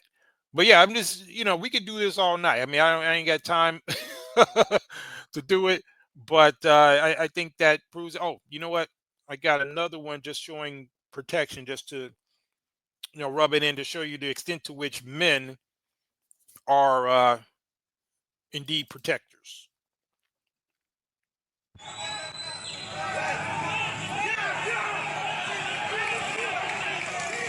So this was an African dude or an unambiguous black man who is scaling a building to save a baby in France, and he became a hero. He was like a superhero over there. They were calling him Spider-Man because he did this in order to save a baby that was hanging from the top. But let's go. Probably undoubtedly left there by the mother, but let's get it.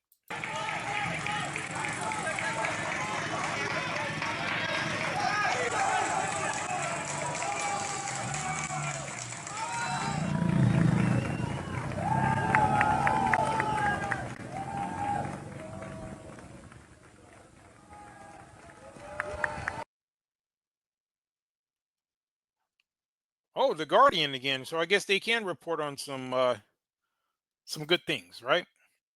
Man. Yeah. So there you go. But yeah, I think that proved the point. So EU, there you go. Ask and you shall receive. You ask for some examples of men protecting, and there you go. So we're gonna get ready to wrap this up because I think my point has been proven. I had more work, and if she dares to respond to this, she's probably gonna act like she didn't see it or try to ignore it to show the lack of integrity she has. But I'd be impressed if she actually tries to address this, and I'd be even more impressed if she concedes that she's wrong. But it doesn't matter to me. I already know what it is. But you know what I'm gonna do because again, I had a few other little points I was going to hit, but at this point, it's probably just overkill. But I do want to say this though.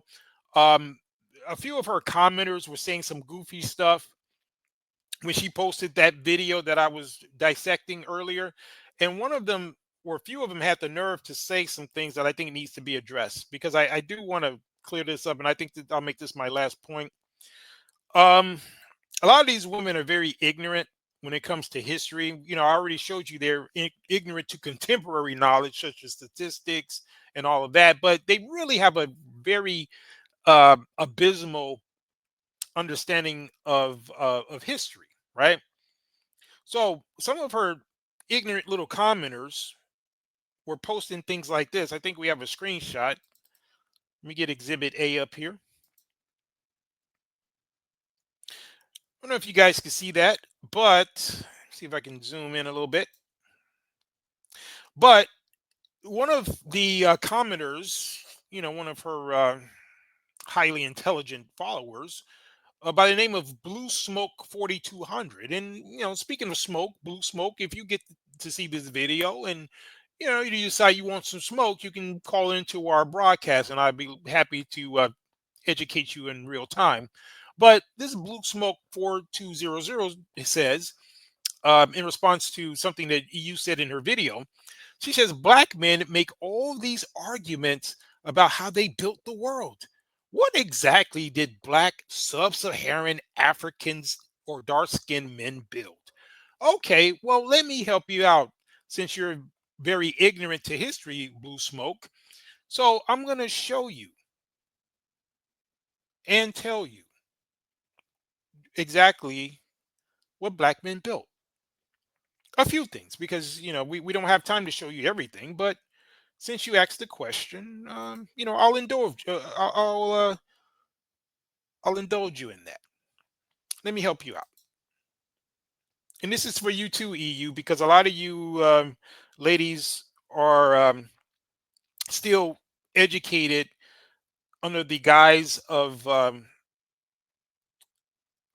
the racist tropes that were created by 18th century European men who were covering up all the great achievements of the sub-Saharan Africans to which Blue Smoke was referring to. So I'm gonna have to give you a quick crash course before we wrap up here. And just to kind of illustrate the point of how ignorant you guys are, which it should be ever apparent right now, but we're just gonna, make it official. But yeah, let me just give you guys some examples of some of the things that sub-Saharan Black African men built, since you don't know what they did. Here's a quick example. Dynasty, also known as the Nubian dynasty, marks a unique period in Egypt's history, blending Nubian and Egyptian styles. Nubian kings, hailing from the kingdom of Kush. And this was a 100% black civilization. In fact, even the most racist of white people have to concede that the Nubians or the Kushites were a deeply melanated black African people. The Egyptians were too, but they always try to whitewash the Egyptians. But more and more evidence is coming out that they were black as well. In fact, the Egyptian civilization was just an offshoot of the Nile Valley civilization that was created by the Nubians. So they were actually, it wasn't just the 25th dynasty that ruled Egypt. Egypt was a daughter of Nubia in many ways. And, one of my favorite kings of all time, Tarhaka, was one of the ones who maintain the traditional black African culture, which I'm kind of like a modern day Taharka, because I have to kind of re-educate people and let them know exactly what it is and push back against these tropes and stereotypes and quite frankly, ignorance. So yeah, I kind of identify with Taharka in that way, but let's go. Ruled Egypt from approximately 744 to 656 BCE. So for this ignorant blue smoke, that's what black men built. In fact, that laid the foundation for modern architecture. In fact, some of the greatest architects are black men. Research it, because it's so ridiculous that we have to even do this because you have such a remedial education and you think that nothing was built before Europeans came on the scene. But you wouldn't even have European civilization because it was heavily influenced by the Greeks and the Romans who got all of their education, including the philosophers like Plato, Aristotle, all of them were educated in ancient Egypt or Kemet or Nubia. But let's go. These rulers, such as Pi and Taharka, Yeah, Taharka, I just mentioned him, but let's go. sought to revive Egypt's grandeur while infusing it with their own cultural elements.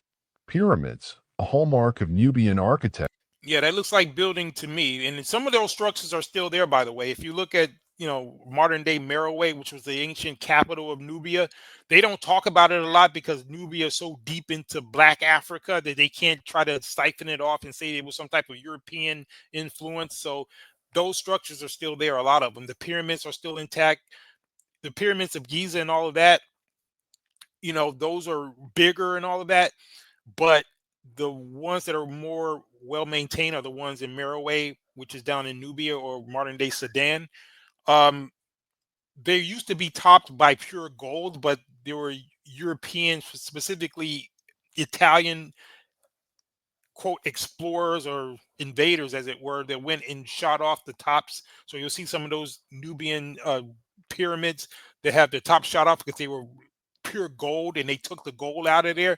So it looks like they just crumbled over time, but no, it was them shooting off, just like they shot the nose off the Sphinx, things like that. So they shot it off just to take the gold out of it. But when it came to those pyramids, but again, do some homework besides regurgitating supremacist white supremacist talking points. But let's go. Experienced a resurgence during this period. However, unlike the earlier Egyptian pyramids, the Nubian versions were steeper and smaller, particularly evident in the royal cemeteries of El Kuru and Nuri. Temples built during this dynasty, such as the expansion of the Ammonius temple at Karnak, reflected a deep religious reverence. The Kushite rulers emphasized the worship of Ammonius. So for those of you who are questioning what black men did, we actually did a lot. There's actually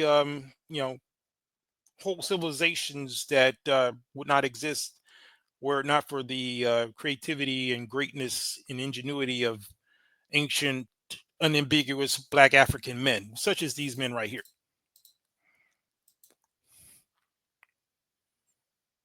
As the 25th dynasty, and the Kushite pharaohs were some of Egypt's most revered. As the 25th dynasty, and the Kushite pharaohs were some of Egypt's most revered.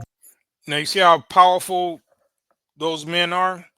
That's who we truly are. And over the course of time, and what you women don't understand is that power balances ebb and flow. And for all the thousands or hundreds of thousands of years that men like that ruled the planet, the other men of the world, such as your Europeans and your Asiatics, they were not in power. They were subordinate, kind of like where we are today, because again, power ebbs and flows, right? There may come a time in the not too distant future that it will reverse and we'll get our rightful place back to where we were. And we got a long memory. So all you women talking crazy right now, we might remember that when we get our power back. But anyway, we understand that. And just like, all these other great civilizations that existed, one rises, one falls. But what you women don't understand is that when you say this ignorant stuff like black men didn't do anything in history, all you're doing is underscoring how ignorant you are, because black men were the foundation of all civilizations. It's just like when the science says that black men and black people in general were the first human beings. That means the first civilizations, the first structures, everything that was first done was done by black people. So for you to say something is ignorant or ask the question as to what black men did is highly foolish, and you really need to educate yourself. But in this short amount of time, I think I'm probably giving you more education than you've had all your life when it comes to things like this. But let's go. Rulers.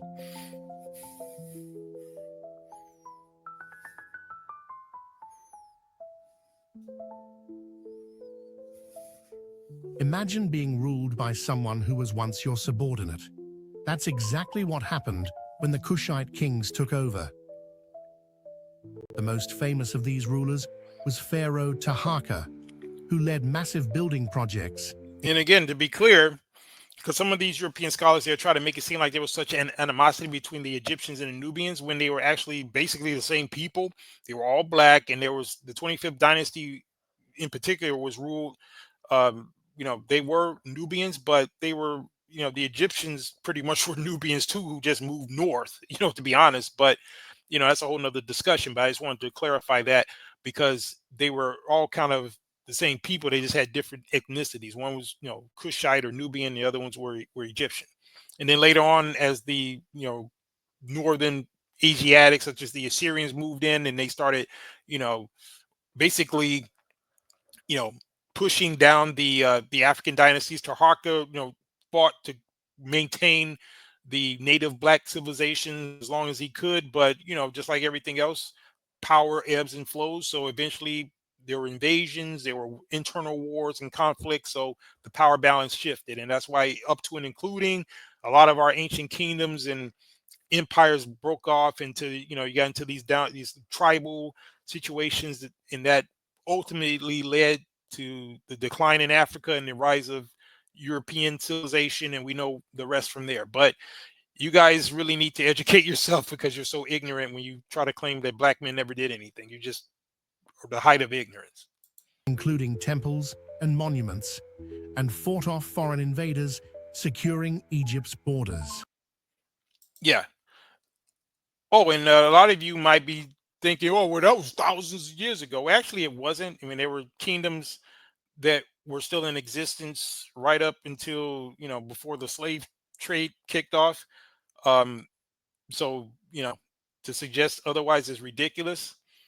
And in fact, they'll say, well, that was so long ago, you guys haven't done anything. Well, a lot of the modern inventions, because I think one of those other goofy commenters, I would put on the screen, but, I don't have to, because it's right there still in her comment section. But if you want to know about some inventors, I'll give you a quick example. One of my favorite inventors, since you guys are so ignorant and you don't know that black men invented anything, check this out.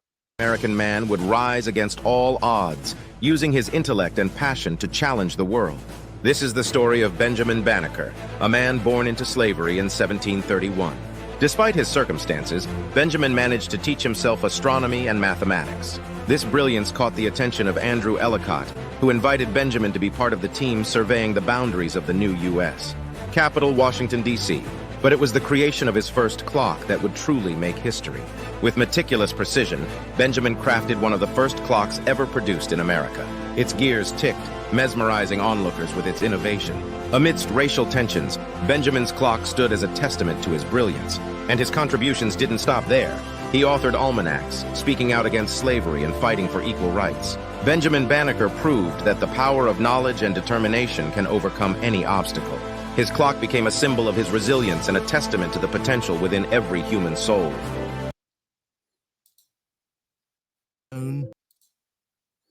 So there you have it. So anyway, we're going to end right there. Went a little bit longer than I wanted to, but I think this was a power-packed presentation. I appreciate you guys for sticking with me. But yeah, I just had to dissect this and get this foolery up out of here. I know she's going to have a very hard time trying to refute any of this. But again, this is also for the edification of you guys. You know how we do over here. We like a challenge. So when she put that out there, talking about, oh, well, I want someone to show me this and show me that. Oh, and she also said that if someone could do this, that she would stop, basically talking about this subject. Okay, I have completely shown EU that what you've been saying is patently false. I've showed the data. Now it's your move. So we're going to hold your feet to the fire, and we're going to see how you respond. And more than likely, you won't, because you can't. But let it be known that you have been officially dissected and body bagged, and you're welcome, because one day you're going to thank me. But at any rate, thank you guys for tuning in. I appreciate you, and we're going to see you on the next one. This upcoming broadcast on Saturday night at 10 p.m. Central. Check your local listings. We are going to possibly be talking about this whole thing about Drake and Kendrick Lamar, not because I follow the little rap beef that's going on, but it's going to be a larger question as to whether or not this has an impact on the perception of light-skinned dudes. Oh yeah, I told you guys we were going to get off into that subject between the dynamic of unambiguous black men and the mixed dudes, because there seems to be an uptick of tension. The most popular version of this being this dust up between Kendrick Lamar and Drake. So we're going to maybe make this into a larger discussion. So you want to stay tuned for that. And you don't want to miss it.